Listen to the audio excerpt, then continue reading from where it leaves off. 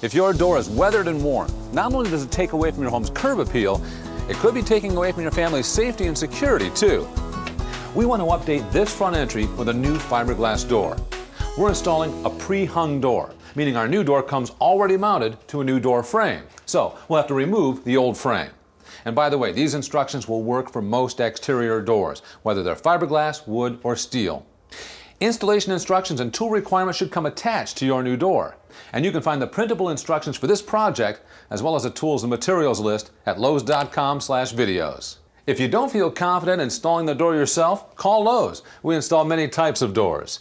If you decide to do the installation, read the manufacturer's instructions and follow any local building codes. Also, before removing the old door, it's a good idea to have the new one on hand. Make sure it will fit the rough opening and check it for damage. To know what size door you'll need, remove the interior trim around the jamb. Measure the height, the width, and the depth of the opening. Your new door should be 1/2 inch less than the height and 3/4 inch less than the width of your rough opening. Also, while standing with your back to the hinges, note whether you open the door with your right or left hand. Give this information to a Lowe's associate who will help you choose your new door. Once you have the new door, follow your manufacturer's instructions for removal of the packaging, shipping braces, and clips. Some keep the door square during installation. All right, let's get started. Remove any insulation and exterior trim.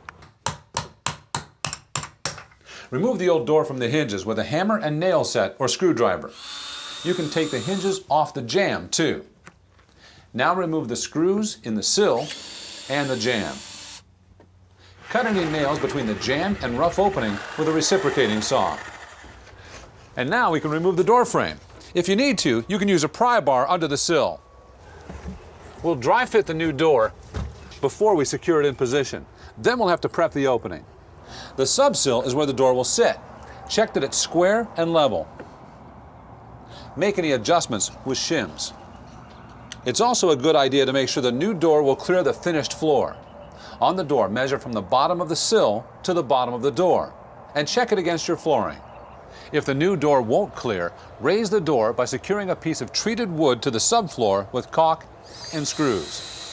The next step is weatherproofing the subsill. Run a bead of caulk along the subsill, about 1 inch from the front and 1 inch from the rear of the rough opening, with a wave or zigzag pattern in between. Apply caulk to the sill too. Now it's time to set the door in place. With a friend working from the outside, set the bottom of the door against the opening. Then raise it up into place. Temporarily use shims near the top of the frame to help hold the door. Adjust the door frame so that it's plumb and square in the opening. Next, insert shims at the hinge locations. Shims help keep the door level and plumb. Just be sure to have at least 1/8 inch clearance between the jamb and the rough frame. Then drive screws through the shims. Now to the lock side. Make sure there's an even gap at the door reveal. Also check outside. There should be an even space between the door and the jamb stop at the top, middle, and bottom. Follow your manufacturer's instructions for spacing any other shims around the frame. For added strength, you should definitely place shims where the lock set and deadbolt will be positioned. Remove any remaining shipping braces. Then open and close the door to ensure smooth operation, and make any necessary adjustments. Then score the shims with a utility knife and snap off the excess. Your door sill may need to be secured with screws. Check the manufacturer's instructions. So the door is in place, so we can seal the gaps around the frame with minimal expanding spray foam insulation.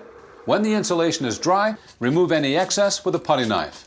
Be careful not to get it on your skin. Reattach the trim. At this point, you might find it easier to remove the door from the hinges and work on sawhorses. Your pre-hung door might have a pre-finished stain. If not, apply a coat of paint or stain, then you're ready to caulk and install the hardware. Installing a door handle or deadbolt is an easy task, and with a pre-hung door like ours, you should only need a few tools to do the job. For complete instructions and other home improvement projects, visit Lowe's.com/videos.